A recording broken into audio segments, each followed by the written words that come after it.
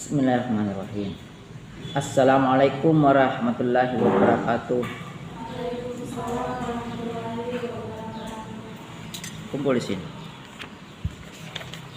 Selamat berjumpa kembali dengan saya, dosen pengampu mata kuliah Filsafat Hukum. Ini Filsafat Hukum kelas A ya.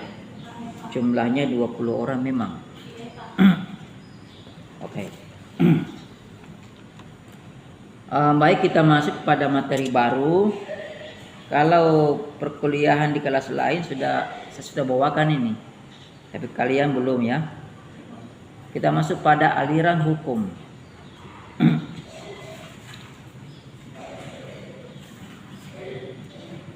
Aliran hukum yang akan saya bawakan hari ini adalah aliran hukum alam atau kodrat.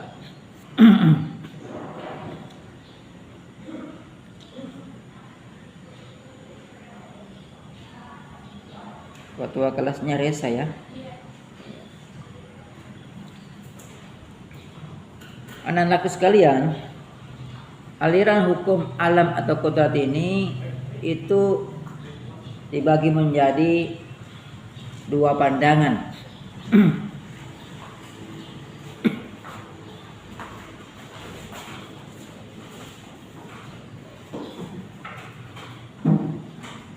Memang selalunya itu kursi depan itu jarang ada yang isi ya. Kayaknya sudah jadi budayanya mahasiswa ini sedunia atau sekolah saja.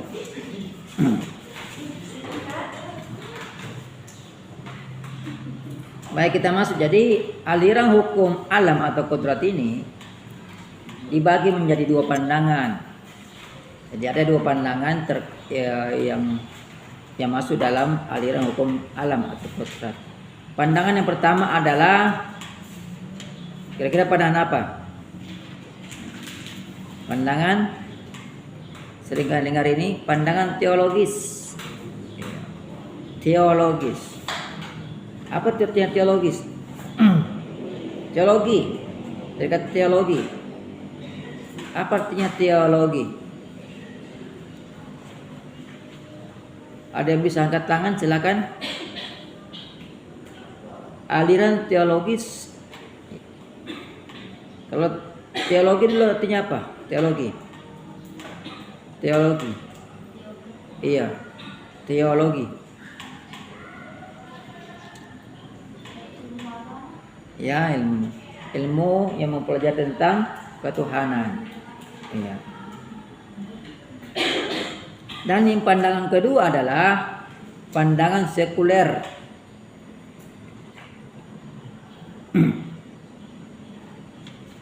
Kalau sekuler itu kalian sudah bisa dengar ya. Apa itu sekuler itu? Ini biasa kalian ucapkan ini. Oh, sekarang Indonesia menganut paham sekulerisme. Kita gini. Apa itu sekuler itu? Ayo. Biasa kalau kita orasi kan tolak sekulerisme ya. Masa sekuler saja tidak tahu artinya. Baiklah, kalau tidak tahu artinya selanjut ya.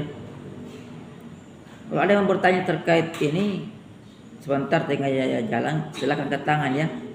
Saya tidak menutup pertanyaan. Saya buka pertanyaan, silakan ya kalau mau. Tapi jangan tanya masalah pribadi saya ya. Nah, saya masuk pada pandangan teologis. Kira-kira menurut kalian, kalau orang sudah berpandangan teologis, kira-kira pandangannya bagaimana itu? Ayo, karang-karang saja, tidak apa-apa. Ayo, coba-coba. Salah tak mengapa, ya.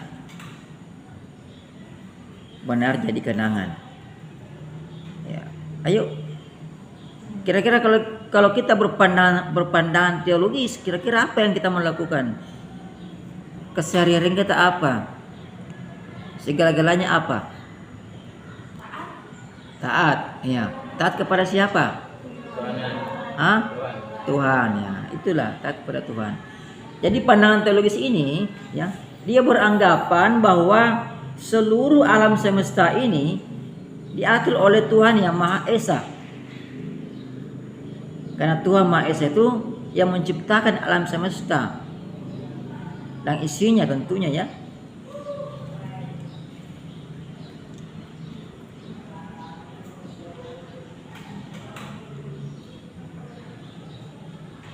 Itu pendapatnya dia, bahwa seluruh alam semesta dan isinya ini adalah ciptaannya Tuhan ya, diatur oleh Tuhan yang Maha Esa. Karena itu Tuhan juga telah menetapkan prinsip-prinsip abadi untuk mengatur segala isi alam semesta ini, termasuk kita ini manusia. Jadi Tuhan itu sudah menetapkan prinsip-prinsip yang tidak akan mati, berlaku abadi ya sampai sepanjang kita masih hidup, yang tujuannya untuk mengatur segala isi alam semesta ini, termasuk manusia, mengatur manusia. Dengan demikian dari pendapatnya ini ya, menurut aliran teologis, maka seluruh aturan itu diciptakan oleh manusia haruslah berdasarkan ketaatan pada hukum Tuhan yang abadi. Kalau kita selalu berpandangan teologis, kita selalu ingin taat kepada Tuhan. Sehingga apapun kita buat, apapun yang manusia ciptakan, termasuk juga hukum, maka itu harus dasarnya adalah taat kepada Tuhan yang Maha Esa. Dasarnya ada pada hukum-hukum Tuhan. Karena dia taat kepada hukum-hukum Tuhan, maka ketika manusia membuat aturan, maka dia selalu berdasar kepada hukum Tuhan itu. Tidak boleh keluar dari situ.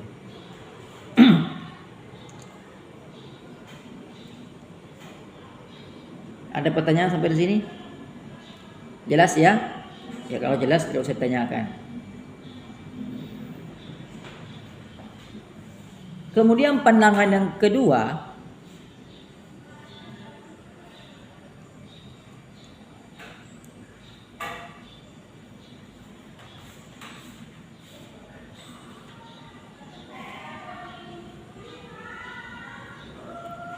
adalah pandangan sekuler yang meyakini bahwa manusia itu memiliki akal.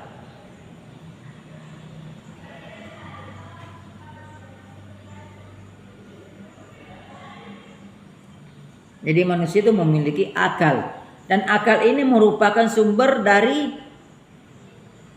moralnya yang terdapat dalam diri manusia. Jadi segala-galanya disandarkan kepada akal.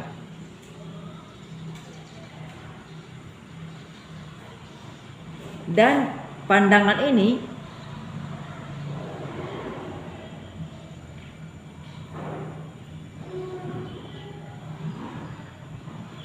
mengingkari moral yang terdapat di dalam kitab suci atau apa yang merupakan hukum Tuhan.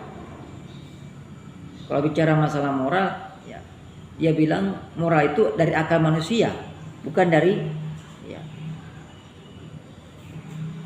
perkataannya Tuhan dalam kitab suci.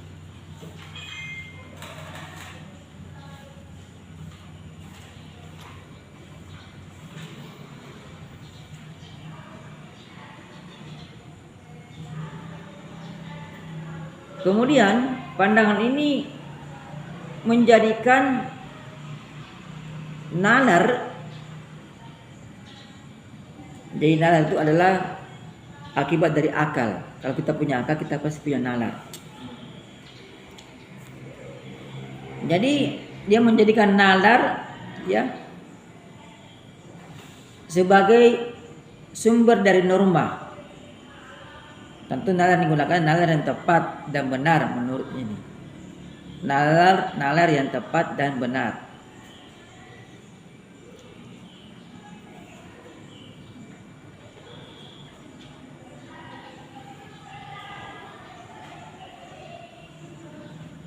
Jadi ada pertentangan pemahaman ya.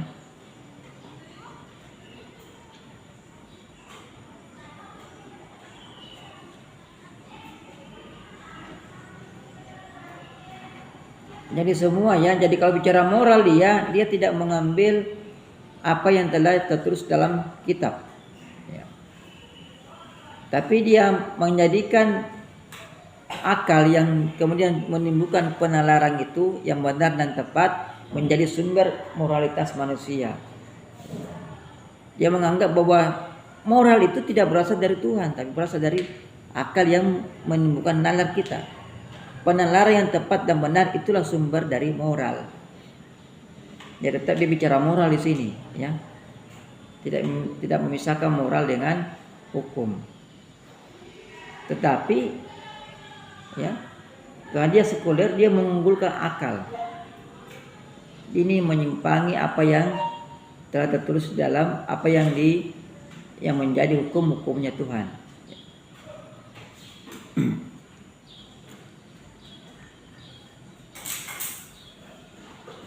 Jadi dia menyingkirkan, jadi pandangan sekuler ini tidak mengakui hukum positif yang bersumber pada hukum-hukum Tuhan.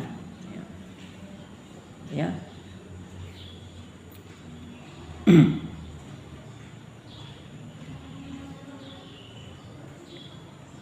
Sampai sini ada pertanyaan? Tidak ada? Nah, hari ini sekian dulu. Ya. Silakan nanti baca. Saya ingin kalian membaca lebih lanjut lagi.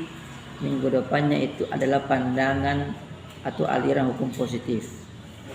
Baca dulu referensinya baru kita kuliah. Jadi sehingga saat kita masuk kuliah itu kita tidak lagi berpidato. Saya tidak lagi berpidato seperti ini. Ya, berpidato hanya sekedar pengantar. Saya ingin lepas tanya jawabnya, ya. Tanya jawab. Silakan nanti ya minggu depan. Tapi baca dulu referensi ya. Masih di perpustakaan. Di perpustakaan banyak buku yang menceritakan tentang aliran-aliran hukum ini. Minggu depan kita masuk pada aliran hukum positif. Nah, sekian hari ini. Terima kasih telah berkunjung, ya. Semoga minggu depan lebih banyak lagi yang datang. Kalau bisa datang semua. Tadi ada yang izin tadi sakit, siapa itu? Atau kelas tahu? Tadi ada, saya lupa namanya. Oke, sekian dari saya. Wassalamualaikum warahmatullahi wabarakatuh.